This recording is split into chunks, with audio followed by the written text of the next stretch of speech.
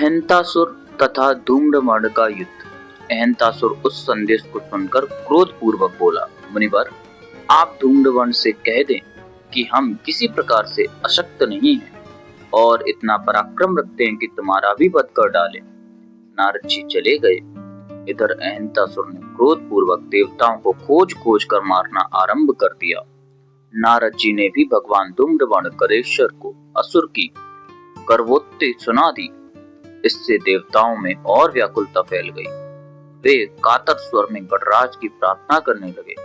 भगवान ने उन्हें आश्वासन दिया, देवताओं, तुम चिंता ना करो, मैं लीला पूर्वक ही उसका गर्व खंडन किए देता हूँ। तुम यहाँ बैठे रहकर मेरे कार्य का अवलोकन करो।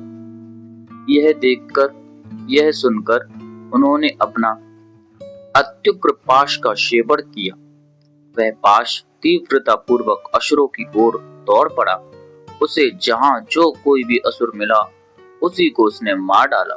वह पास नगर, ग्राम, घर, तहखाने आदि में भी उसे रोकने में समर्थ नहीं था। इससे असुरों की बस्तियां उजड़ गईं और समस्त दैत्य राक्षस हाय हाय करने लगे। अहंतासुर उससे भी बहुत चिंतित और व्याकुल हुआ। उसके पुत्रों ने उसे सांत्वना दी, पिताजी, हमारे होते हुए आप क्यों चिंता कर रहे हैं? वह मायामय धूम्रवर्ण हमारा कुछ भी नहीं बिगाड़ सकता। हम उसकी माया को आसुरी माया से शीघ्र ही नष्ट कर डालेंगे। आप हमारा पराक्रम तो देखिए। इधर दैत्यराज उनके आश्वासन से शांत हुआ और उधर उसके पुत्र विशाल असुर सेना के साथ गणेश्वर से युद्ध करने की इच्छा से नगर के बाहर निकले। तभी वह तेजस्वी पास ने वहां आकर सभी असुरों को भस्म कर दिया। अहंतासुर ने दोनों पुत्रों भी उस पास के तेज से दग्ध होकर परलोक चले गए। अहंतासुर ने सुना तो वह समस्त दैत्य सेना के सहित रण क्षेत्र में आ गया। पास तो अब भी सक्रिय था। वह उसकी सेना को रुई के ढेर के समान भस्म करने लगा। इस समय कुछ ही समय में उसकी समस्त दैत्य वाहिनी नष्ट हो गई। तब पास अहंतासुर की ओर बढ़ने लगा। यह देखकर उसने शीघ्रता पूर्वक दूर भागकर अपने प्राण बचाए। अहंतासुर का धूम्रवर्ण की शरण में जाना। फिर वह कांपता हुआ दैत्य गुरु की सेवा में जा पहुंचा और उन्हें प्रणाम कर बोला, प्रभु, धूम्रवर्ण के माया पास के समक्ष मेरी एक भी नहीं चली। समस्त दैत्य सेना मारी गई और मैं बड़ी कठिनाई से ही बचकर यहाँ तक आ सका हूँ। हे गुरुदेव, मुझे वह वरदान प्राप्त जो अमोघ अस्त्र थे, उसके निष्फल होने का क्या कारण है? शुक्राचार्य बोले, मूर्ख, उन गणाध्यक्ष को तू भूल गया जिन्होंने वर प्रदान कर प्रबल और अजय बनाया था। उन मायातीत प्रभु की इच्छा ही इतनी प्रबल है कि तीनों लोकों की समस्त क्रियाएं उसी से चलती हैं। देख, स्वर्ग के देवताओं, पृथ्वी के मनुष्यों और पाताल में असुरों और नागों आदि के निर्विघ्न जीवन यापन की व्यवस्था भी उन्हीं की इच्छा से होती है। तूने उनसे वर प्राप्त करके उन्हीं की व्यवस्था और इच्छा के कार्यों में व्यवधान उपस्थित कर दिया तथा देवताओं और मुनिगणों को बड़ा कष्ट पहुंचाया। तेरे अत्याचार से समस्त प्राणी उत्पीड़ित हो रहे थे। अब तू तुरंत ही उन्हीं परम प्रभु की शरण में जा, अन्यथा वे तेरा सर्वनाश कर डालेंगे।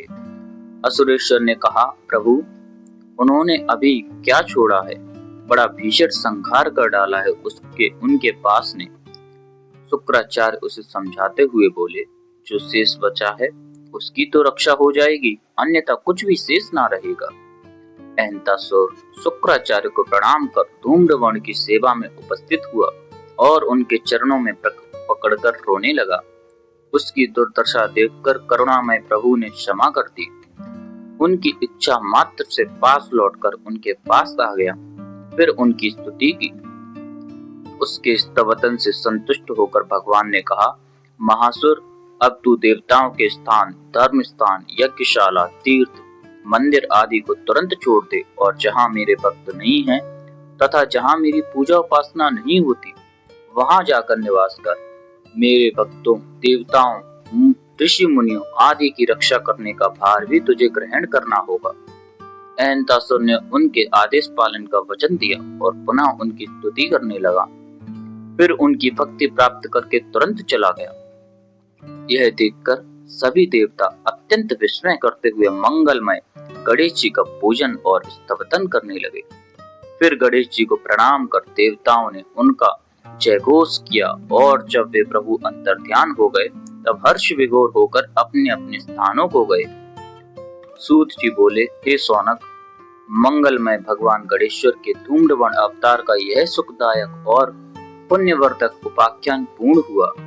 इसे जो परम भक्त भक्ति भाव पूर्वक श्रवण करता है वह सदैव ऐश्वर्य से संपन्न होता है। इसके द्वारा भोग और मोक्ष की प्राप्ति होती है। भविष्यति च स्वख्यस्य पठते श्रवणते पदम भक्ति मुक्ति प्रदम चेव पुत्र पौत्रादि दिक्तथा। ओम गणेशाय नमः। अभी यहाँ पर हमारी तरफ से गणेश पुराण पूरी हो गई है। आगे पढ़ने के लिए आप गणेश पुराण को कहीं से भी जाकर खरीद कर लाएं और पूरा पढ़ें। धन्यवाद। अब हम आगे पढ़ेंगे चाणक्य नीति और उसी में हम चाणक्य की जो नीतियां हैं उनको विस्तार से पढ़ेंगे और समझकर अब तो वीडियो के रूप में अपलोड करेंगे। राम कृष्ण की प्यारी गैया सारे जग की माता है।